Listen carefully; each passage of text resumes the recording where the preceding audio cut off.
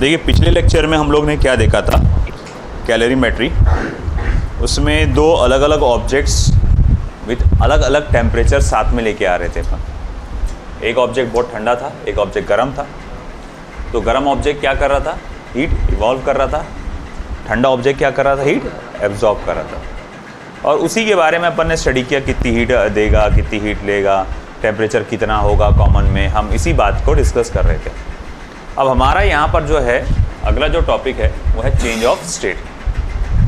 हमारे आसपास जो मैटर है जनरली थ्री कैटेगरी में एग्जिस्ट करता है, थ्री स्टेट्स में एग्जिस्ट करता है ना। All the matter in surrounding generally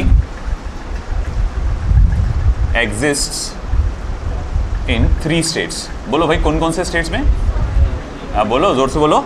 solid, अरे क्या रोजे लग गए क्या? सॉलिड, लिक्विड एंड गैस, है ना। गैस बोलेंगे, गैसियस बोलेंगे इस हिसाब से। तो ये तीन स्टेट में एग्जिस्ट करता है, सॉलिड, लिक्विड एंड गैस। तो मैटर का किसी एक स्टेट से दूसरे स्टेट में ट्रांजिशन होना, अगर वो सॉलिड है तो सॉलिड से लिक्विड में ट्रांजिशन होना, लिक्विड है तो लिक्विड से गैसियस में, या सॉलिड से गैसियस, ये भी है ना। तो ऐसे ट्रांजिशन को हम लोग क्या कहते हैं, चेंज ऑफ स्टेट। तो मैं बोलूँगा यहाँ पर the transition of matter, the transition of matter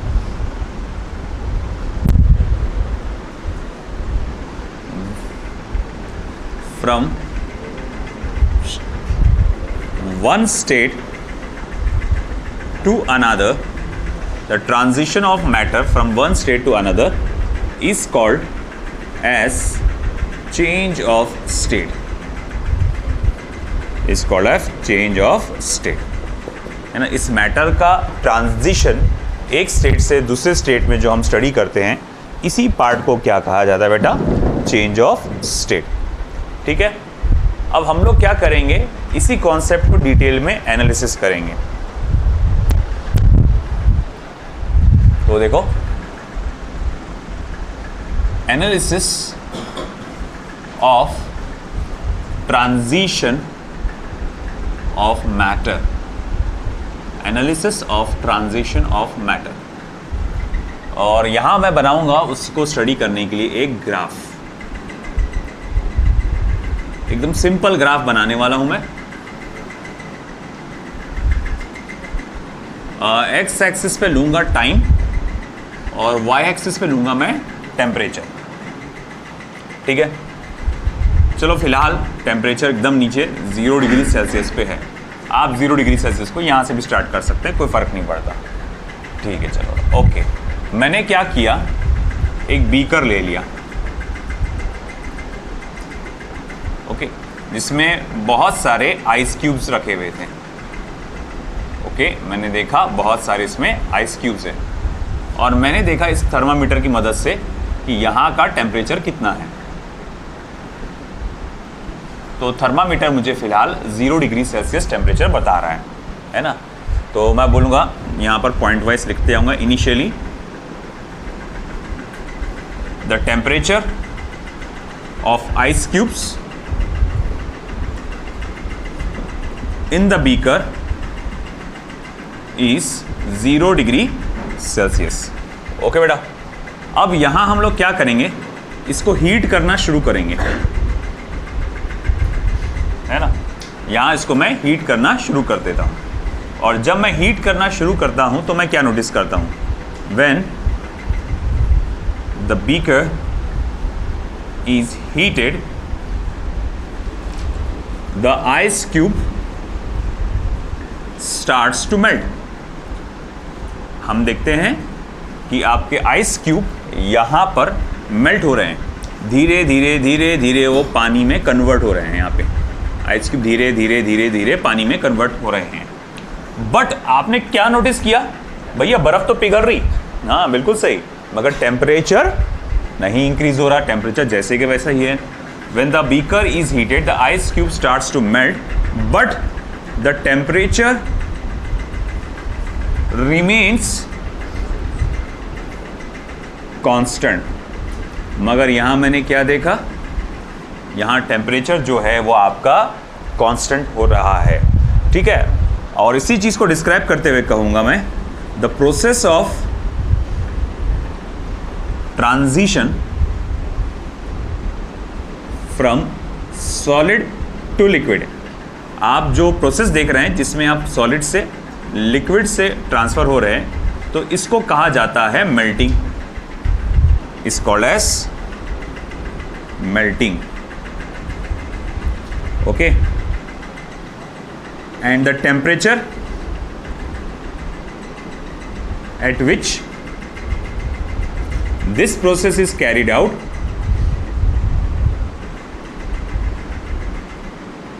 and the temperature at which both solid and liquid phase coexist together is called as melting point, is called as melting point। तो बेटा क्या बोल रहे हैं यहाँ पे कि हमने क्या देखा, हम पानी बर्फ को यहाँ पर गर्म कर रहे हैं, यहाँ पे वो पिघलता जा रहा है, मगर बर्फ पिघल रहा है, पूरा बर्फ पिघला क्या? नहीं, अभी बीकर के अंदर पानी भी है, बर्फ भी है। बीकर के अंदर क्या क्या है? पानी भी है बेटा, और क्या क्या है? बर्फ भी है। तो तुमको नहीं लगता बीकर के अंदर दो स्टेट एक साथ एग्जिस्ट कर रहे हैं, सॉलिड भी लिक्विड भी? ऐसे स्टेट को थर्मल इक्विलिब्रियम कहा जाता है, जब दो स्टेट एक साथ एग्जिस्ट करते हैं ना। क्योंकि टेम्परेचर बढ़ रहा क्या? टेम्परेचर बढ़ रहा क्या? नहीं, टेम्परेचर तो कांस्टेंट है, तो इसीलिए इस स्टेट को हम लोग क्या कहते हैं? Thermal equilibrium. तो हम लोग कहते हैं कि ठीक है, थर्मल इक्विलिब्रियम पे तो है, मगर जिस प्रोसेस में आप देख रहे हैं सॉलिड से लिक्विड का क्या हो रहा है? ट्रांजिशन हो रहा है, इस प्रोसेस को हम लोग क्या कहते हैं? मेल्टिंग।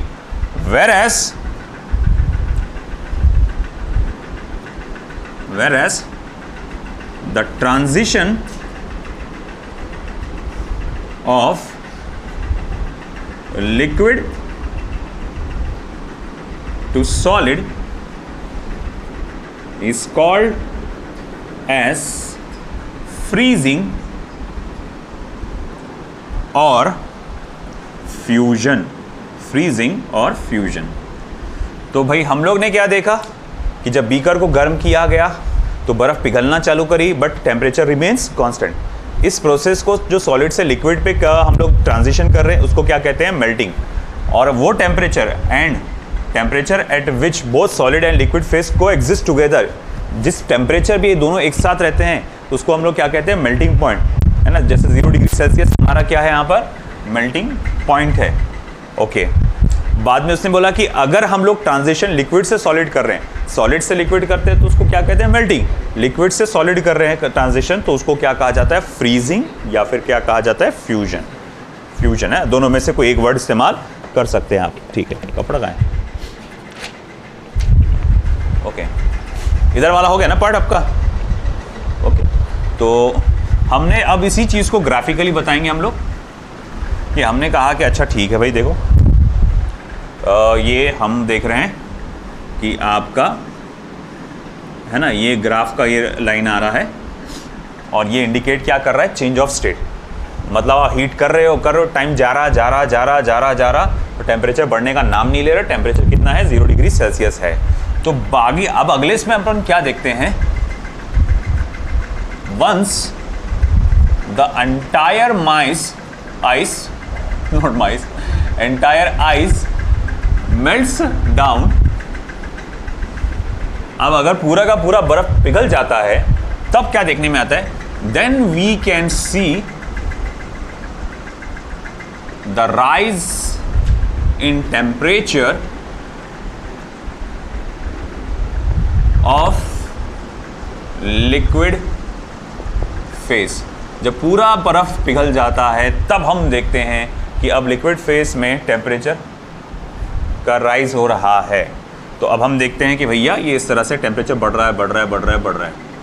ओके, अब टेम्परेचर बढ़ता हुआ नजर आ रहा है। हाँ ठीक है ना बेटा, दरवाज़ा खोल दो। तो खुलना ही है। हाँ, तो फिर कौन आया? तो फिर दो क्यों बोले तुमने?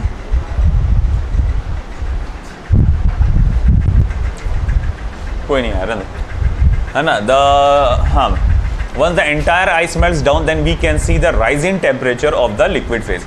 जब पूरा बर्फ पिघल जाता है तो अब हम देखते हैं कि भैया हाँ अब टेम्परेचर बढ़ना शुरू हो रहा है ना। और again this rice continues till the water starts boiling।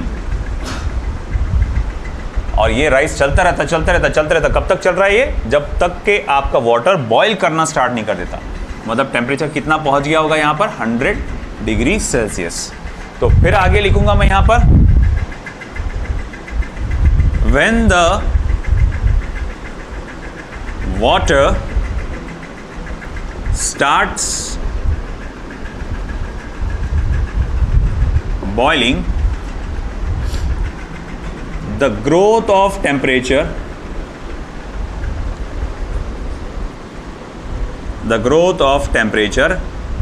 again stops।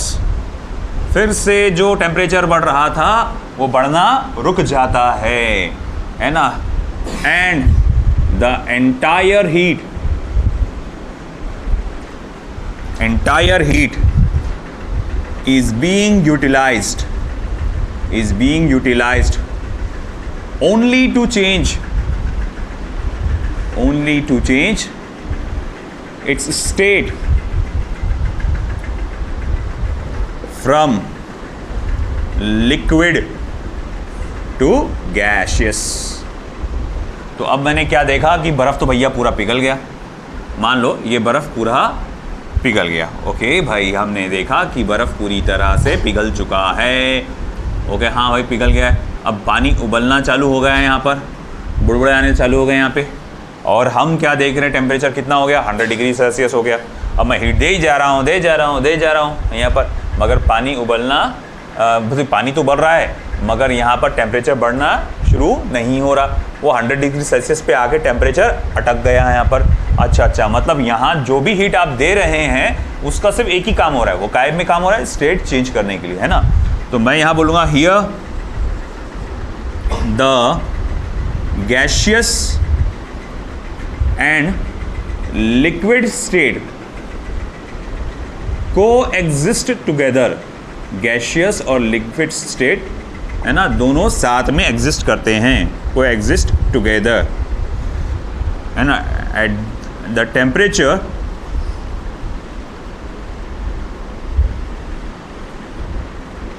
Eight which this is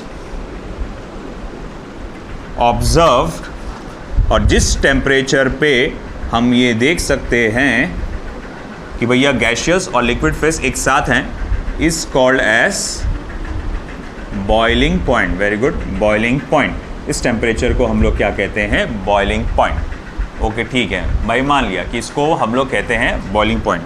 फिर आगे लिखेंगे the transition of solid to liquid, sorry liquid, हाँ liquid to gas. The transition of liquid to gas is called as, क्या बोलेंगे इसको? Vaporisation. While vice versa, अब vice versa मतलब क्या हो जाएगा?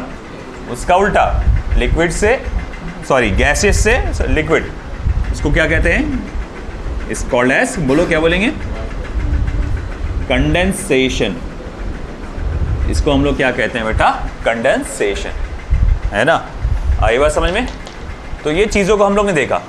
तो इसी बात को हम लोग क्या देखते हैं कि हाँ भाई फिर से यहाँ पर हमने देखा क्या? कांस्टेंट हो गया ये। और आप देखेंगे इस बार ये ज़्यादा टाइम ले रहा है ना। ये टाइम का ग्राफ में अगर देखेंगे ना, ये छोटा है और ये वाला पार्ट ज़्यादा है। टेम्परेचर कांस्टेंट है, मतलब इसका कहने का मतलब क्या हो रहा कि अगर मान लो मैंने 1 लीटर पानी लिया था, या फिर 1 किलोग्राम बर्फ़ लिया था, मान लो 1 किलोग्राम को बर्फ़ को पिघला कर क्या बनाया अपन ने? पानी बनाया, है कि नहीं। उसको कुछ एक सर्टेन अमाउंट ऑफ हीट लगेंगे, मान लो 10 मिनट में वो बर्फ़ पिघल गया पूरा। और फिर उसके बाद वो बर्फ़ पानी बन गया, फिर उसका टेम्परेचर बढ़ता गया, अभी भी वो उसका मास कितना है, 1 ही किलोग्राम है। और अब मैं देख रहा हूँ पूरे पानी को, 1 किलोग्राम के पानी को भाप बनने के लिए, वेपोराइज होने के लिए 15 से 20 मिनट लग गए। मतलब ज़्यादा टाइम लग गया। ज़्यादा टाइम लगने का मतलब क्या हुआ, ज़्यादा हीट इस्तेमाल कर रहा है ना। मतलब भैया पानी से गैशियस स्टेट में कन्वर्ट करने के लिए हीट का रिक्वायरमेंट ज़्यादा रहेगा। आई बात समझ में, है ना। पॉइंट नंबर 1 हो गया क्या?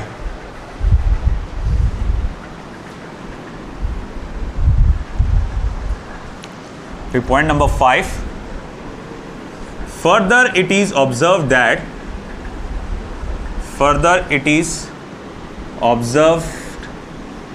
That temperature rises only after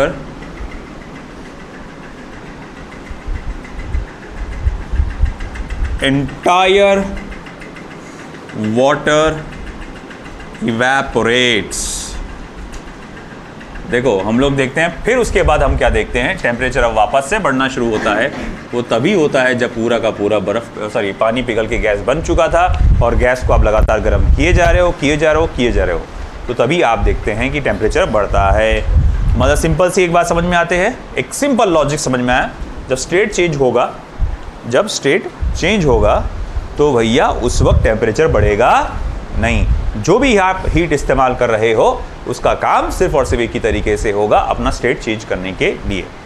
ठीक है, देख लीजिए पूरा, लिख लो पूरा।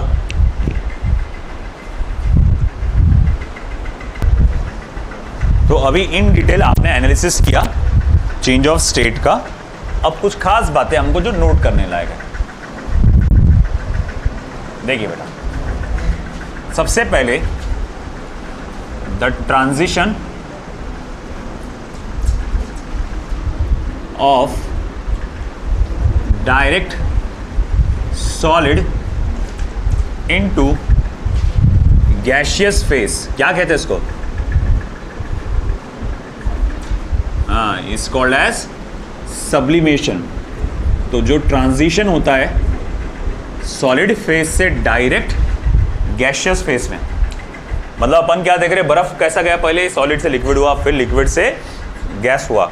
मगर कुछ मटेरियल होते हैं भाई, इधर ध्यान दे, कुछ मटेरियल होते हैं जो सॉलिड से डायरेक्टली गैसियस स्टेट में चले जाते हैं। ड्राई आइस है ना, नैप्थलीन बॉल्स। तो ये अपन ट्रांजिशन जो होता है इनका, उनको क्या बोलते हैं अपन? सब्लिमेशन। ये खास तौर से शादी ब्याह में देखने को मिलता है ना।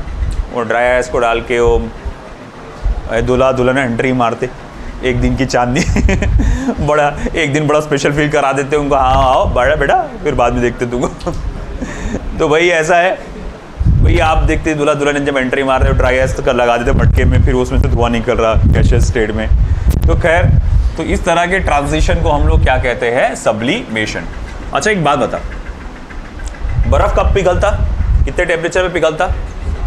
0 डिग्री सेल्सियस। क्या मैं ऐसा कर सकता हूं कि बर्फ -10 डिग्री सेल्सियस पे पिघलना शुरू कर दे? हाँ, नहीं, अरे भाई वो ड्राई आइस है, वो सादा वाला आइस नहीं। वो आइस सुन के वो आ गया कि भाई बर्फ लेके आ गया हो, उसको लगा कि भाई मैं को एक्सपेरिमेंट करके दिखाऊंगा। अब उसको ये नहीं समझ ड्राई आइस क्या चीज़ है, अब सादा वाला आइस लेके आ गया हो। तो खैर, मैं क्या बात कर रहा था, हाँ, क्या मैं पानी को, बर्फ को -10 डिग्री सेल्सियस पे पिघला सकता हूँ? या फिर मैं बर्फ का मेल्टिंग पॉइंट 100 डिग्री सेल्सियस तक ले जा सकता हूँ?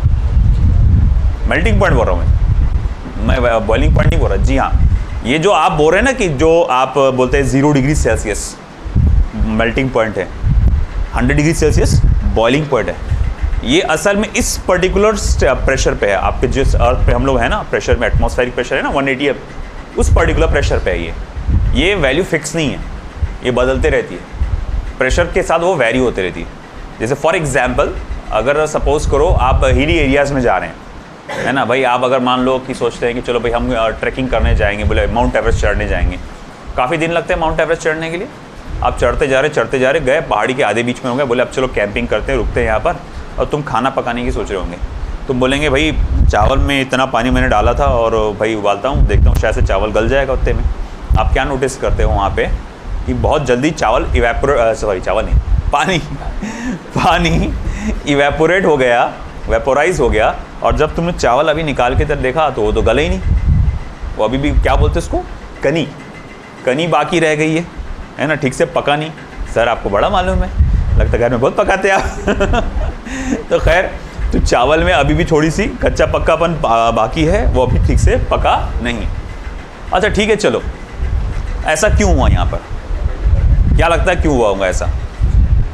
प्रेशर ऊपर जाने पे आपका जो प्रेशर है ना वो कम हो जाता, और इसीलिए वहाँ पर पानी जो है जल्दी इवेपोरेट हो जाता, जल्दी।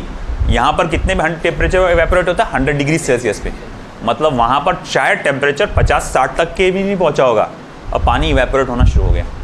और इसी वजह से जितना उसको हीट चाहिए थी, टेम्परेचर जितना चाहिए था उतना उसको मिला नहीं। वहीं आप प्रेशर कुकर का इस्तेमाल करते हैं, अब्दुल्ला सीधा बैठ, प्रेशर कुकर का इस्तेमाल करते हैं। चलो गर्ल्स, सर हमारा ही काम है क्या? ठीक है, देखते हो बात की बात है, बट पहले बताओ प्रेशर कुकर का इस्तेमाल क्यों होता है?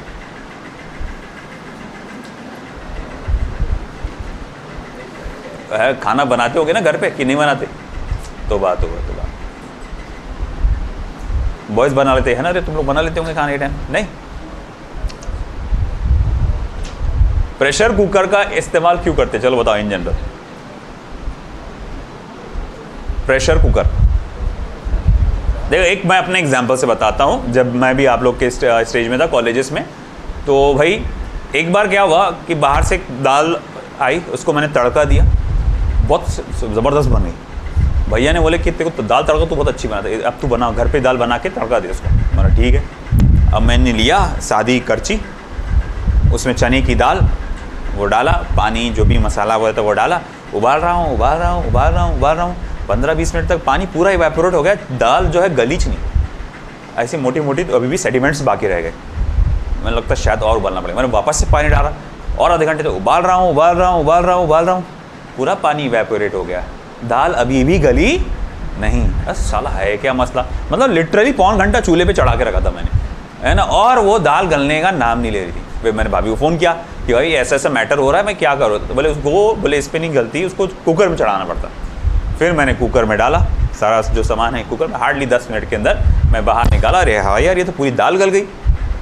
तो ऐसा क्या हुआ कुकर से, प्रेशर कुकर से क्या हुआ कि पूरी दाल उस वक्त गल गई थी, मगर जब करछी में पका रहा था चने की दाल, बॉयज़ तुम लोग भी ध्यान रखो, आगे ज़रूरत पड़ सकती है तो भैया ऐसा क्या हुआ कि भाई कुकर में ये दाल गल गई थी अच्छे से, बट सादी करछी में वो दाल नहीं गली, है ना?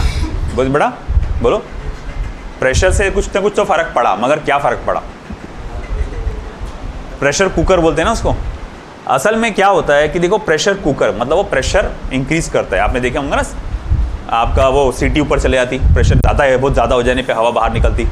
तो उसमें क्या होता है कि आप प्रेशर कुकर में उसको एक तरह से बंद कंटेनर रखते हैं, और अंदर जब गैस बनती है, वो जो पानी इवेपोरेट होता है, तो हम लोग क्या देखते हैं वहाँ पर कि जब प्रेशर बढ़ने की वजह से, मतलब हवा नहीं, बाहर जाने की जगह नहीं है, तो वो क्या देखता है कि भैया फिर प्रेशर बढ़ता है, तो इसकी वजह से बॉइलिंग पॉइंट जो है वो और बढ़ जाता है। जो पानी अब 100 डिग्री सेल्सियस पे बॉयल हो रहा था, मान लो 110-120 डिग्री सेल्सियस पे बॉयल होगा, टेम्परेचर बढ़ गया, मान लो 120 डिग्री सेल्सियस पे बॉयल हो जा रहा, तो वो जो दाल है चने की, वो पहले उसको कितना टेम्परेचर मिल रहा था?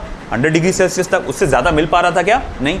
मगर चने की दाल का प्रॉब्लम क्या है कि उतने पे वो नहीं होगा, मतलब गलेगा नहीं वो, उसको ज़्यादा टेम्परेचर चाहिए। तो आपने क्या किया, ज़्यादा टेम्परेचर के लिए आपने प्रेशर इंक्रीज़ कर दिया, और प्रेशर इंक्रीज़ करने की वजह से क्या हुआ कि भैया वहाँ पर उसका बॉइलिंग पॉइंट इंक्रीज़ हो गया, मतलब जो पानी 100 डिग्री सेल्सियस पे बॉयल होने वाला था, और वो 120 डिग्री सेल्सियस पे बॉयल होने लगेगा, है ना। अब बाद में देखते हैं टेम्परेचर 120 डिग्री सेल्सियस तक पहुँचता है, फिर वो इवेपोरेट होता है, फिर वो एकदम बहुत ज़्यादा फैलने की कोशिश करता है पानी, गैस, फिर वो सीटी के ऊपर ढकेलता है और उसमें से बाहर निकलता है, फिर वैसे ही टेम्परेचर डिक्रीज़ हो जाता है, बाहर निकले बाद फिर वापस से हो जाता, बचा हुआ पानी फिर से वो क्या करता है, इवेपोरेट होता है, फिर से वो उसको ऊपर ढकेलेगा, और इस तरह से वहाँ पर आप देखते हैं कि आपने बॉइलिंग पॉइंट बढ़ा दिया। क्या बढ़ा दिया? Boiling point. इसको मैं आपको बताता हूँ आपके एक्सपेरिमेंट की मदद से। देखो क्या करना है, पहले तो आप देखो एक बर्फ़ लो, बर्फ़ है, मान लो इसका टेम्परेचर है -10 डिग्री सेल्सियस। मैंने एक ऐसे रूम में रखा है जिसका टेम्परेचर है -10 डिग्री सेल्सियस। अब मान लो कि ऐसे रूम में है ये कि जिसका टेम्परेचर -10 डिग्री सेल्सियस है, तो मैं क्या बोलूँगा कि भैया ये बर्फ़ पिघलेगा क्या? अभी पिघलेगा क्या? नहीं। तो मगर मैंने क्या किया, उसके ऊपर एक रस्सी तार, लोहे का तार डाल दिया। ये तुमने करे होंगे शायद, एक्सपेरिमेंट किए क्या तुम्हारे स्कूल में? हाँ, तुमने किए होंगे शायद, तुम्हारे स्कूल में कराया गया होगा, हमारे स्कूल में कराया गया था। तो एक तार डालते तुम यहाँ से, है ना, और ये तार धीरे धीरे धीरे अंदर अंदर अंदर अंदर जाता। मैं बोलूँगा ये गया कैसा, मेल्ट कैसे, क्या हो गया? तो तार तो मेल्ट नहीं होने वाला, सॉरी बर्फ़ तो मेल्ट होने वाला नहीं था -10 पे।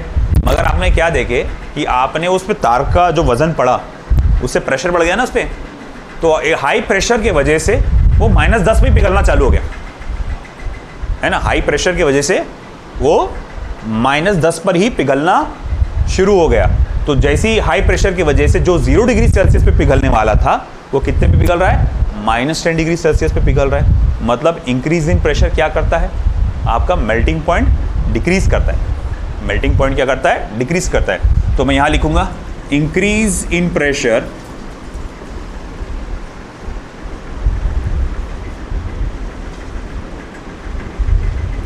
Decreases melting point. जो प्रेशर है ना, वो बढ़ाने से क्या होता है? मेल्टिंग पॉइंट, है ना, आपका डिक्रीज हो जाता है, जल्दी पिघल जाएगा -10 डिग्री सेल्सियस पे। और अब मैं देखता हूँ तार ऐसा जैसे ही अंदर चला गया तो ऊपर की लेयर वापस से फ्रीज हो गई। क्यों फ्रीज हो गई वापस से? प्रेशर कम हो गया और टेम्परेचर जो -10 डिग्री सेल्सियस था वो वापस उसको क्या कहते हैं, रीफ्रीज कर देगा। तो इस तरह का जो रीफ्रीजिंग वाला जो प्रोसेस होता है ना, तो उसको हम लोग क्या कहते हैं? रेगुलिगेशन कैसे, है ना। तो हम लोग इस फिनोमिना का नाम भी लिखेंगे यहाँ पर,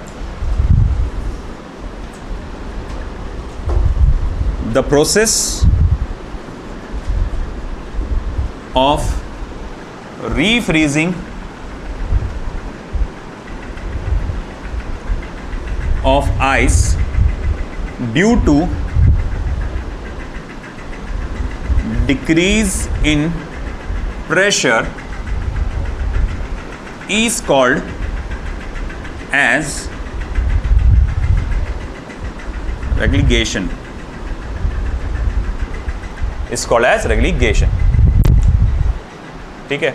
तो ये जो वापस से रीफ्रीज होता है जैसे ही आपका प्रेशर कम होता है, इस प्रोसेस को क्या कहा जाता है? रेगुलिगेशन। हुआ? तो ये प्रोसीजर हमने देखा था मेल्टिंग के लिए। अब एक और एग्जांपल देखो यहां पे कि मैं क्या करता हूं, एक बीकर लेता हूं,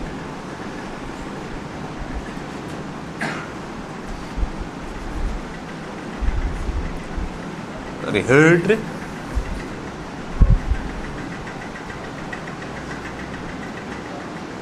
एक बीकर लिया मैंने, ठीक है। इसको एक कॉर्क से पूरा बंद कर दिया, इसके अंदर पानी है और इसको मैं हीट कर रहा हूँ। टेम्परेचर मेजर करने के लिए किसी तरह से मैंने यहाँ पे एक थर्मामीटर डिप किया। टेम्परेचर मेजर करने के लिए किसी तरह से मैंने यहाँ पर एक थर्मामीटर डिप किया यहाँ पे। ओके चलो ठीक है। तो यहाँ मैंने एक थर्मामीटर डिप किया है और अब मैं क्या देखता हूँ कि यहाँ एक छोटा सा पाइप है जिससे यहाँ से जो गैस है वो बाहर निकलेगी। यहाँ से जो गैस है वो बाहर निकलती है, छोटा सा पाइप। अरे यार, हाँ, तो यहाँ से जो पाइप में से गैस जो है वो बाहर निकलेगी। तो आप क्या देख रहे हैं बेटा कि यहाँ पर आप पानी गर्म कर रहे हो। जब आप 100 डिग्री सेल्सियस पे आप देखते हैं तो यहाँ पर बॉयल्स आना स्टार्ट हो जाते हैं at the temperature of 100 degree Celsius और यहाँ से भी गैस इवेपोरेट होकर बाहर निकलना शुरू हो जाती है। ओके, तो मैं बोलूँगा अच्छा इसमें क्या खास है? इसमें तो आपने बोले थे कि 100 डिग्री सेल्सियस पे पानी बॉयल शुरू हो जाता है। हाँ बिल्कुल हो जाता है। तो यहाँ पर हमने देखा कि यहाँ जो आपने पानी बॉयल हो रहा है 100 डिग्री सेल्सियस पे, ये नॉर्मल प्रेशर पे हो रहा है। ये क्या हो रहा है, नॉर्मल प्रेशर पे हो रहा है। तो नॉर्मल प्रेशर पे हो रहा है। अब मैं क्या करने वाला हूँ कि किसी चीज़ की मदद से इस चीज़ को क्लोज बंद कर दूंगा। इस रास्ते को, जिस रास्ते से ये गैस बाहर निकल रही थी, वो रास्ते को मैंने बंद कर दिया है ना। अब बहुत ज़्यादा देर के लिए मत बंद करना, नहीं तो ये फ्लास्क फट जाएगा। थोड़ी देर के लिए मैंने इसको बंद किया। मैंने क्या देखा कि ये पानी का उबलना बंद हो गया। पानी का उबलना बंद हो गया, ये बॉयल होना स्टॉप हो गया। टेम्परेचर कितना है, 100 डिग्री सेल्सियस। अब मैं देखता हूँ टेम्परेचर बढ़ रहा है, 100 के जगह अब 110 हो गया, फिर मान लो थोड़ी देर के लिए 120 हो गया। और अब मैं देखता हूँ कि पानी उबलना शुरू होता है। अब मैं देखता हूँ कि पानी उबलना शुरू होता है, 120 डिग्री सेल्सियस पे पहुँचने पे पानी उबलना शुरू हुआ, है ना। अब आप खुद देखो, वो पानी जो कब उबलता था 100 डिग्री सेल्सियस पे, अब कब उबल रहा है वो 120 डिग्री सेल्सियस पे। तो तुमको नहीं लग रहा कि भाई आपने क्या करे, प्रेशर बढ़ाने से क्या हो गया, इसका प्रेशर बढ़ाने से क्या हो गया, बॉइलिंग पॉइंट बढ़ गया। अरे भाई जो 100 डिग्री सेल्सियस पे पानी बॉयल हो रहा था, अब वो 120 पे हो रहा। बोले क्यों हो रहा, क्योंकि तुमने, अरे बोलो भाई क्या कर दिए, प्रेशर बढ़ा दिया। तो प्रेशर बढ़ाने से क्या हुआ, बॉइलिंग पॉइंट, बोलो प्रेशर बढ़ाने से क्या हुआ, बॉइलिंग पॉइंट इंक्रीज हो गया। तो मैं यहां लिख सकता हूं increase in pressure increases boiling point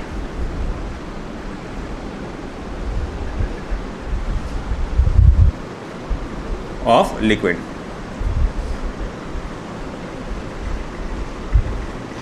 increase in pressure increases boiling point of liquid, है ना। अगर तुम बहुत ज़्यादा देर तक इसको गर्म करोगे ना तो ये फुट जाएगा, है ना। थोड़ी देर के बाद आपको ये निकालना ज़रूरी रहता है। इसीलिए वो जो सीटी होती है कुकर की सीटी, उसी मैकेनिज्म पे काम करती है। इस प्रेशर इतना बढ़ गया, अगर तुमको मालूम है वो कुकर की जो वॉल्स है उससे ज़्यादा प्रेशर बर्दाश्त नहीं कर पाएंगे, तो भैया मान लो इतना प्रेशर बढ़ गया तो वो अपने आप ऊपर हो जाती है ज़्यादा प्रेशर की वजह से, और आप देखते हैं फिर वो गैस बाहर निकल जाती है, फिर वापस से वो नीचे आ जाती है ना। अगर कभी देखना हो कि क्या करना होगा तो एमसील लगा दो उस जगह जहाँ से हवा निकलती है, वहाँ एमसील लगा दो, अंदर पानी कुकर वो जो भी है वो रख दो। हाँ बस इतना है, किचन में दूर दूर तक रहना नहीं।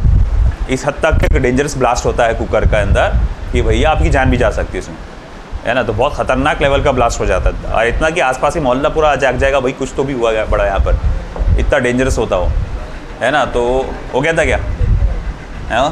तो क्या करना भाई, कुकर ऐसा करना नहीं, मतलब बता रहा है भाई, don't try this at home, मैं एग्जाम्पल दे रहा बस है। तो भैया अगर हमने पूरा सील करके रख दिया ना तो एक्सपांड होंगी गैस, और उसको भाई ऐसा है जगह ही नहीं मिलेंगी फैलने की।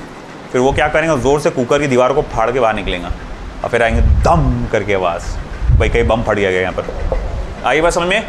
अब देखो यहाँ पर अगली बात, अब मैं क्या कर रहा हूँ, सुनो इधर। अब मैं, ठीक है ये चूल्हे को बंद करो, हाँ चलो कर दिए। टेम्परेचर कितना 120 तक के, पर बंद करो वापस इसको, हाँ बंद कर दिए। अब क्या करो, पूरे फ्लास्क को उल्टा कर दो, पूरे फ्लास्क को उल्टा कर दिया आपने। इधर ध्यान दो, जिसमें थर्मामीटर भी लगा हुआ है,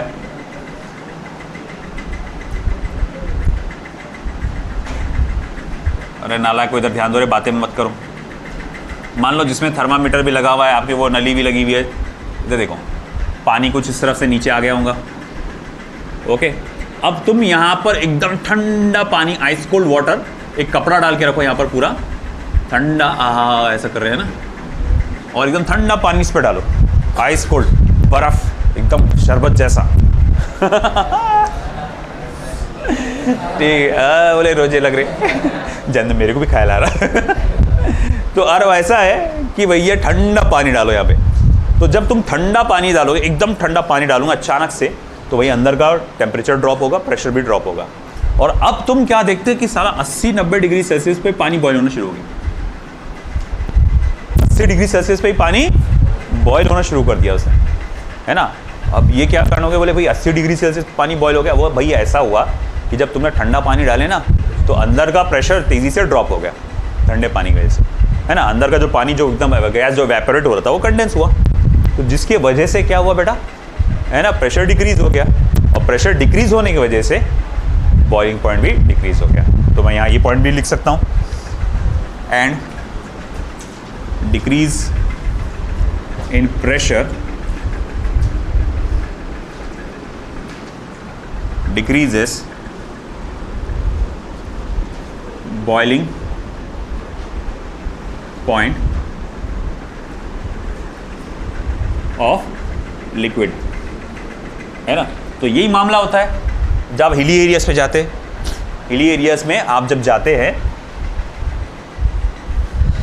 अल्हम्दुलिल्लाह, तो हिली एरियाज पे जब आप जाते हैं तो आप वहाँ पर खाना क्यों नहीं पका पाते ठीक से चूल्हे पे सादे?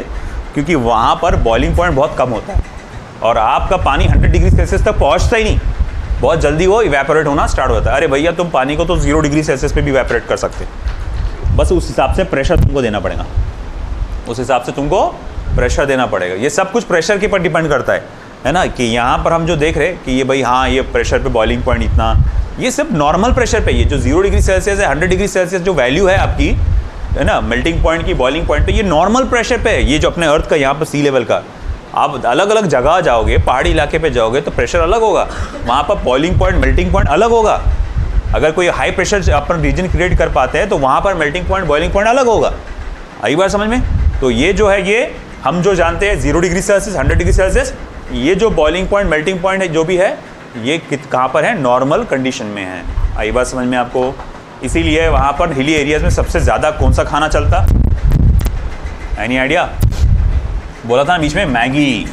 मैगी जल्दी हो जाती ना, ज़्यादा उसको लगता नहीं हीट, बस थोड़ा सा गर्म पानी में डाल दो, क्योंकि पहले से प्री कुक्ड रहता वो, थोड़ा सा जो नूडल्स रहते हैं वो पहले से प्री कुक्ड रहते, हल्के से पहले से वो तले हुए रहते, कुक किए हुए रहते, है ना। और उसको फिर आप जब थोड़े से भी गर्म पानी में अगर डालते हैं तो खाए जैसा हो जाता है। आपने नोटिस किया होगा कि रेलवे ट्रेनों में जो मैगी देते हैं, है ना, अब ट्रेन में जो आता ना वो रेडी, वो बस गर्म पानी डालो, है कि नहीं, वो गर्म पानी हल्का सा, वो सूप वाले गर्म पानी डाल के दे देता हूँ, वो भी तो बहुत ज़्यादा गर्म नहीं रहता, उबलता हुआ भी नहीं रहता, हल्का फुल्का गर्म रहता, वो डालता, थोड़ी देर आप रखो, तैयार हो जाता। चलो, अब इसके आगे मैं कुछ पॉइंट लिखूंगा और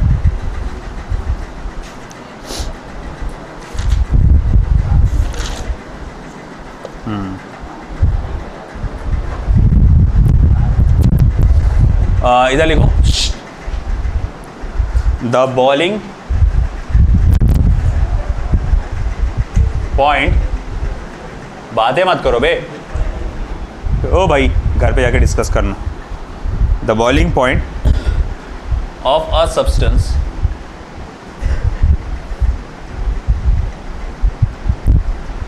the boiling and melting point लिख देता है ऐसा, इसमें ऐड कर डालता, एक ही साथ कर डालते, the boiling and melting point of a substance eight standard atmospheric pressure, at standard atmospheric pressure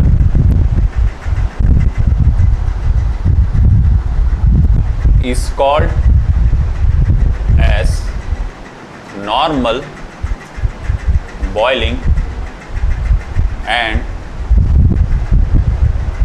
melting point. Normal boiling and melting point, इसको हम लोग क्या कहते हैं? Normal boiling and melting point.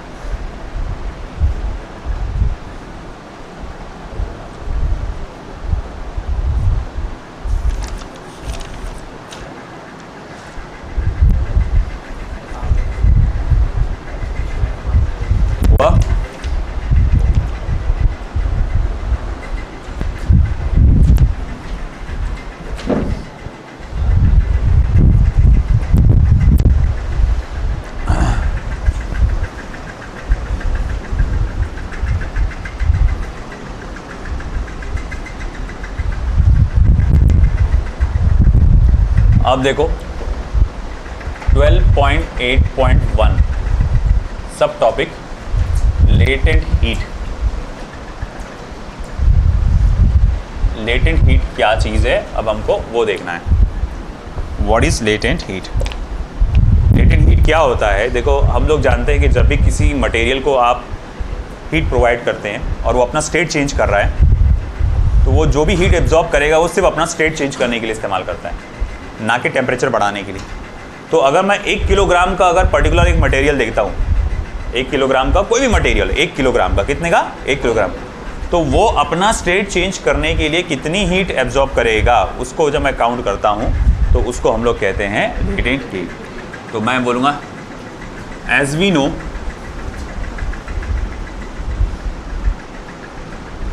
when any material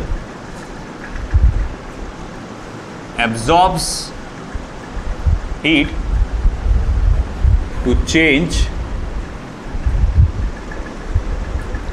its state, then जब भी कोई material heat absorb करता है तो अपना स्टेट बदलने के लिए, then the temperature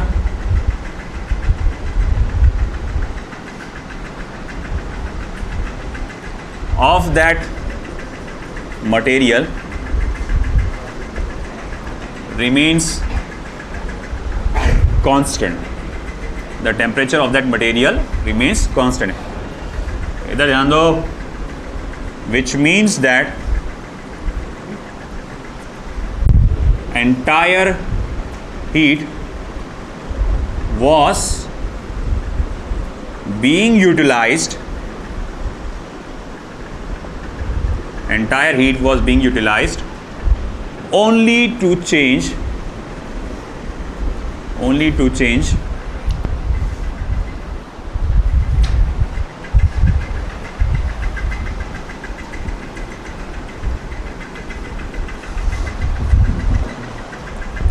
the state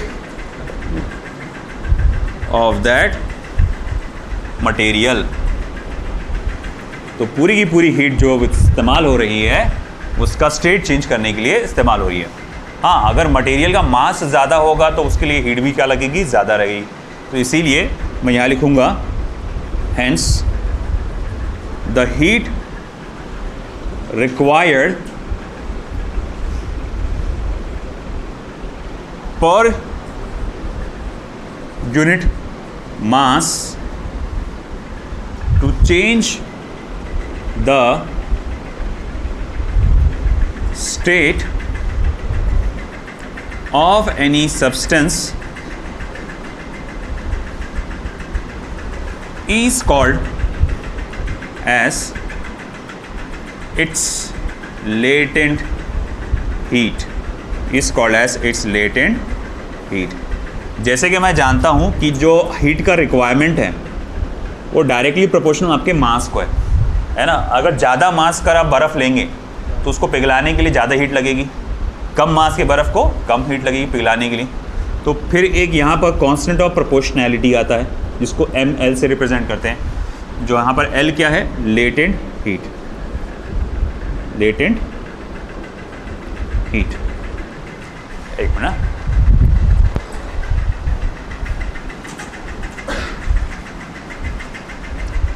अरे क्या रे इसका। तो मैं यहाँ लिख सकता हूँ therefore latent heat L is equals to, मैं क्या लिख सकता हूँ, डेल्टा Q बाय M। ये मेरे पास लेटेंट हीट का क्या आएगा बेटा, फॉर्मूला आएगा, है ना, डेल्टा Q बाय M। अब अगर मैं इस पे से SI यूनिट बनाऊँ लेटेंट हीट का तो क्या आएगा, जूल पर किलोग्राम। डायमेंशन अगर मैं बनाऊँ तो क्या आएगा, m0 L2 T-2।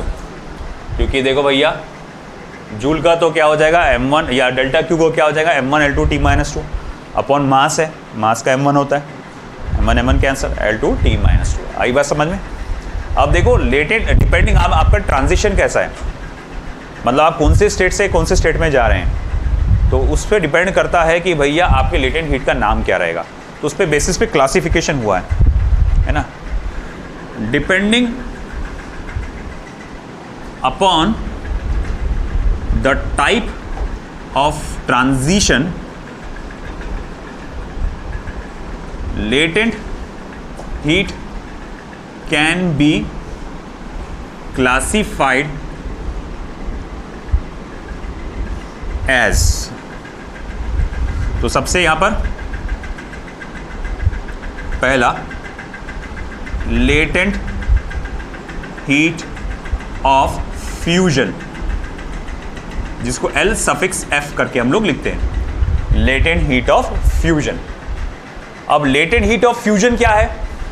तो भैया 1 किलोग्राम के मास को सॉलिड से लिक्विड फेस में कन्वर्ट करने के लिए जो हीट एब्जॉर्ब करना पड़ेगी, हीट एब्जॉर्ब करना पड़ेगी, या फिर मैं इसको ऐसा भी कह सकता हूं 1 किलोग्राम के मास को लिक्विड से सॉलिड फेस में कन्वर्ट करने के लिए, मैं क्या बोल रहा हूं बेटा, लिक्विड से सॉलिड फेस में कन्वर्ट करने के लिए जो हीट को क्या करना पड़ेगा, इमिट करना पड़ेगा, रिजेक्ट करना पड़ेगा। बात समझ रहे ना?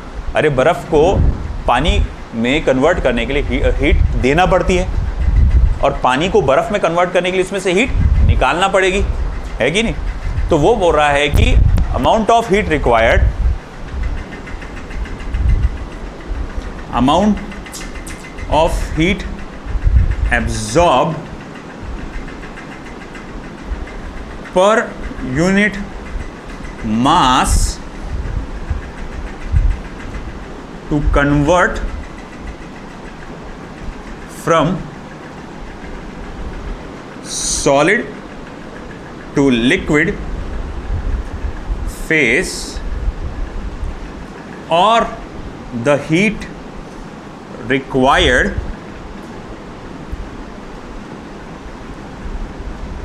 the heat rejected or the heat rejected to convert per unit mass, to convert per unit mass from liquid to solid phase, liquid से सॉलिड फेस में कन्वर्ट करने के लिए is called as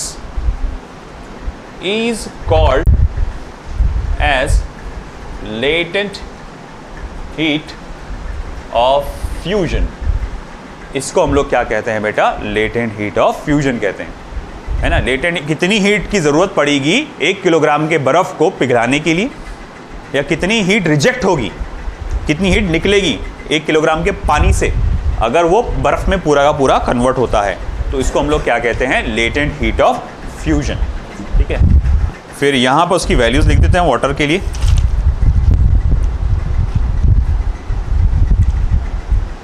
for water, latent heat of fusion की जो value आती है 3.33 into 10⁵ joule पर किलोग्राम, ओके, या फिर 80 किलो कैलोरीज पर किलोग्राम, या फिर 80 कैलोरीज पर ग्राम।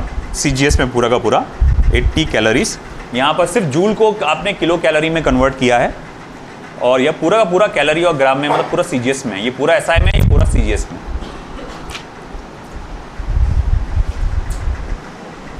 ठीक है, अब अगला है हमारा लेटेंट हीट ऑफ वेपोराइजेशन। जहां तक मुझे लगता है ये तो शायद आप खुद भी बना सकते हैं, लेटेंट हीट ऑफ वेपोराइजेशन। बोलो क्या आएगा, amount of heat absorb per unit mass to convert from liquid to, ए बेटा तुम नालायक ही चलेंगे साले, इतना बोल रहा बार बार कि लिक्विड से गैशियस फेस में कन्वर्ट करने के लिए जो हीट लगेगा उसको ये हीट एब्जॉर्ब करेगा, और गैशियस से लिक्विड फेस में कन्वर्ट होने के लिए हीट रिजेक्ट करना पड़ेगी, इमिट करना पड़ेगी। तो अब लिखो फिर इस पर से, इस पे से बनाओ, चलो। Amount of heat absorbed per unit mass to convert from liquid to gaseous phase, और द हीट रिक्वायर्ड, या रिजेक्टेड बोलना चाहिए, इमिटेड बोलो रिजेक्टेड बोलो एक ही बात है, to convert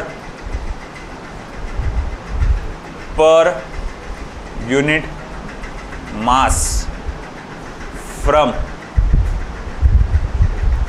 liquid to solid phase, नहीं लिक्विड टू सॉलिड नहीं, sorry, gaseous to liquid phase is called as latent heat of vaporization. Latent heat of vaporization, इसको हम लोग क्या कहते हैं? Latent heat of vaporization. और फिर अगर मैं जाऊं वाटर के लिए, फॉर वाटर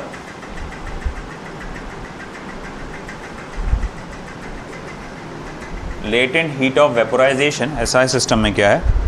32.6 इंटू 10⁵ जूल पर किलोग्राम, या फिर 540 किलो कैलोरीज पर किलोग्राम,